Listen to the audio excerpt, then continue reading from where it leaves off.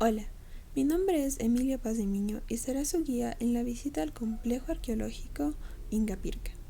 El nombre de Ingapirca viene de la palabra quichua que significa muro o pared del Inca y se designa tradicionalmente a diversos yacimientos prehispánicos del sur andino ecuatoriano. El complejo es considerado como un importante centro religioso, político, científico y administrativo de las culturas cañari, que estuvieron en el periodo de integración de 500 a 1480 después de Cristo, e Inca, que duró aproximadamente 30 años y finalizó en 1531, con la guerra entre Atahualpa, el Inca del Norte, y Huáscar, el Inca del Sur, ambos hijos de Huayna Cápac, el último gobernante inca. El complejo arqueológico de Ingapirca se encuentra ubicado en la cuenca alta del río Cañar, en la provincia de Cañar, y forma parte del territorio de la parroquia de Ingapirca. Su altura promedio es de 3.160 metros sobre el nivel del mar, caracterizado por ubicarse en una olla de clima frío, con una temperatura media anual de 10 a 12 grados centígrados. A continuación veremos los planos de Ingapirca de los siglos XVIII, XIX y XX, y posteriormente la reconstrucción y mantenimiento del sitio. Aquí podemos observar los levantamientos de Ingapirca elaborados durante la misión geodésica por Charles-Marie de la Condamine y Pierre Bruguière. A continuación tenemos el palacio y la fortaleza de los reyes incas. Posterior a ello tenemos el plano de una casa fortificada del Inca, situada sobre la cordillera del Azuay, y después un plano de la fortaleza del Cañar. Aquí podemos observar el monumento incaico Ingapirca y el plano de Ingapirca en general. Aquí podremos ver una postal con una imagen de Ingapirca elaborada por la Congregación de las Madres Oblatas. Aquí podemos observar el detalle del muro del castillo de Ingapirca que da hacia el barranco, el peñasco rocoso conocido como el Iga Ñahui o cara del Inca, el castillo de Ingapirca hacia el sur y el detalle de uno de los muros del conjunto habitacional Pilaloma. Aquí, por otro lado, tenemos los trabajos de conservación en Ingapirca que son organizados por la misma comunidad. Después de esa pequeña introducción mediante los planos y el mantenimiento del sitio, comencemos con el recorrido. Todo comienza a mediados del siglo XVI, cuando el cronista Pedro y Casa de León menciona en sus crónicas a los aposentos de Atún Cañar, hoy conocido como Ingapirca. Después de ello empiezan los descubrimientos en el sitio. En el recorrido veremos las cortas, la tumba colectiva, gran cancha, la zona arqueológica Cañari, bodegas, la Condamine, terrazas de cultivo, baños ceremoniales, dinteles y sillares, aposentos, el templo de sol y las escalinatas. Aquí un mapa del sitio. Se denominaba coltas al tipo de estructuras semisubterráneas construidas con el propósito de almacenar granos y tubérculos. Estas eran levantadas en piedra con formas circulares o cuadradas. Poseen canales internos que permiten controlar la humedad del subsuelo y tenían una altura variable entre los 2 y 3 metros.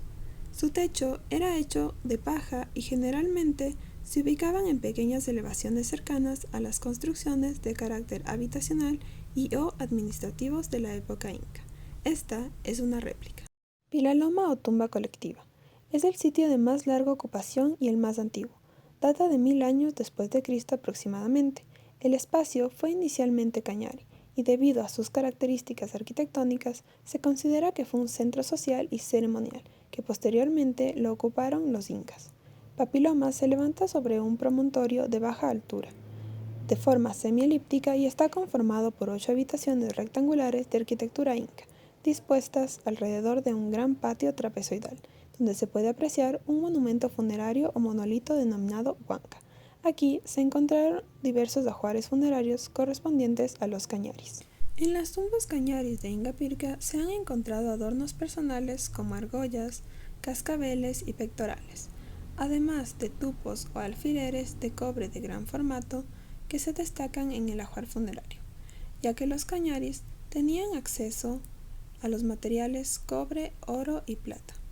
El tamaño de estos objetos sugiere el uso ceremonial y exclusivo con el fin de marcar diferencia en los rituales con los demás, razón por la cual los tupus deben ser considerados como insignias de poder. Asimismo, se encuentran cuentas de concha spondylus y madreperla que seguramente llegaban por intercambio con la costa y eran de acceso restringido para una alta clase social. La cerámica también está presente con vasos, vasijas y con poteras, aunque de algunos casos se presentan también ollas globulares de mayor tamaño. Se puede observar los basamentos de 7 construcciones rectangulares de variado tamaño, dispuestas alrededor de un amplio patio. 3 de los edificios al norte, este y sur del patio son de grandes dimensiones, y cada uno presenta 2 puertas de ingreso hacia el patio, a la diferencia de las demás construcciones menores.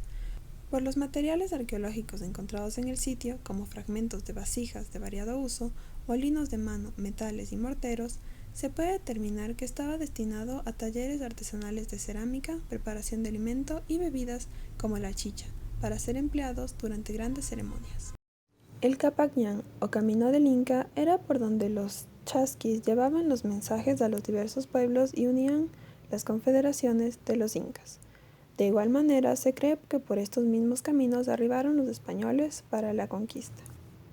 Cada cierta distancia se encontraban los tambos, donde eran lugares de trueque y también de descanso para los chasquis y los guerreros que se desplazaban a lo largo del Capacñán. Las llamas que se pueden observar al fondo son parte del patrimonio y por ello se encuentran libres. Antes de la conquista inca, la mayoría de la ropa se confeccionaba de algodón. Por otro lado, el pelo de alpaca era el más apreciado por su delicadeza para el tejido de prendas finas destinadas para el inca y los sacrificios. Asimismo, se conoce que muchos de estos animales eran sacrificados en los rituales mensuales que tenían en honor a sus huacas.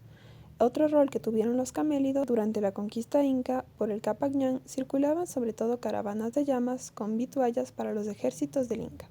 Como carne, se consumía mediante un proceso especial de secado llamado charqui, manjar que era reservado para la élite. Y por último, sus coprolitos eran combustible en las tierras áridas. Los baños ceremoniales eran construcciones simétricas conformados por pequeños recintos de forma cuadrangular, a los cuales se accede lateralmente a través de puertas y graderías de piedra. En sus paredes internas se aprecian pequeñas hornalizas, características de estructura de tipo ceremonial de la cultura inca. Se observan canales de abastecimiento de agua ubicados en la parte postsuperior de los recintos, interconectados entre sí y cada uno con un sistema de desfogue.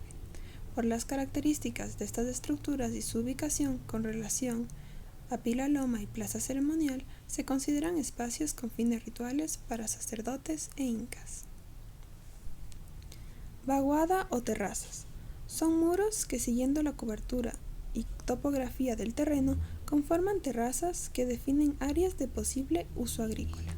Aquí podemos observar una entrada a un baño ceremonial y en el fondo dianteles y sillares. Estas eran piedras talladas que fueron parte de los edificios y se emplearon en la construcción de muros, dinteles, canales y otros elementos arquitectónicos. La materia prima fue traída de la cantera del sector denominado Alto de la Virgen, a 1 kilómetro de distancia del complejo arqueológico junto al río Silante. Para su extracción, corte y talla se utilizaron diversas técnicas como el calentamiento y enfriamiento de los bloques de piedra, fricción y pulido mediante el empleo de herramientas como cinceles de piedra y mazos de madera. Agya Huasi, término quichua Agya, que significa escogida, y Huasi, que significa casa, casa de las escogidas. Ellas eran mujeres dedicadas directamente al servicio del templo y sus ocupantes, encargadas de hilar, bordar y elaborar textiles, además de preparar alimento para el inca y sacerdotes. Arquitectónicamente, se trata de 6 aposentos construidos con piedras de buena cantería inca, dispuestos alrededor de varios patios internos. La mayor parte se encuentran en cimientos, a diferencia del aposento principal, ubicado al extremo del conjunto, el cual conserva de forma íntegra las paredes y puertas de acceso. En el interior se puede apreciar 19 hornacinas de forma trapezoidal que la decoran. Para finalizar con el recorrido, llegamos al elipse o templo del sol. Este está sobrepuesto y adorsado a una roca ceremonial cañari llamada pacarina, de planta elíptica única en el Tahuantinsuyo. Constituye la expresión máxima de la arquitectura inca en el Ecuador, tanto por el perfecto encaje de sus bloques en forma de almohadillada, como por los ornamentos trapezoidales conocidos como hornacinas.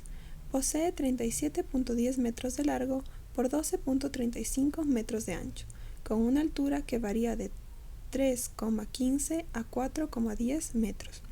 Su eje mayor se orienta casi de forma perfecta en dirección este-oeste. De funcionalidad múltiple. Estudios llevados a cabo determinan que este espacio se considera de funcionalidad múltiple. Estudios llevados a cabo determinan que este espacio se consignaba para las observaciones estelares y determinar las fechas de inicio y fin del año agrícola, como los solsticios y equinoccios. Se accede a la parte superior del templo a través de una puerta principal de doble jamba, de forma trapezoidal, a partir del sitio de descanso. Reparten dos escaleras contrapuestas de este y oeste, las cuales conducen a una construcción denominada cuerpo de guardia. Escalinatas. Junto a la elipse en el sector del barranco se localiza una escalinata conformada por 117 peldaños de piedra de filiación cañari. Probablemente formaría parte del Capañán. Nos encontramos en la parte final del recorrido. Espero lo hayan disfrutado. Si desean y tienen la posibilidad de ir al sitio, recuerden que están atendiendo debido a la pandemia únicamente de viernes a domingo de 10 de la mañana a 3 de la tarde y se puede ingresar solo con reservas previas que se pueden realizar en la dirección visitas.ingapirca@patrimoniocultural.gov.es o también desde la página principal del sitio. Muchas gracias.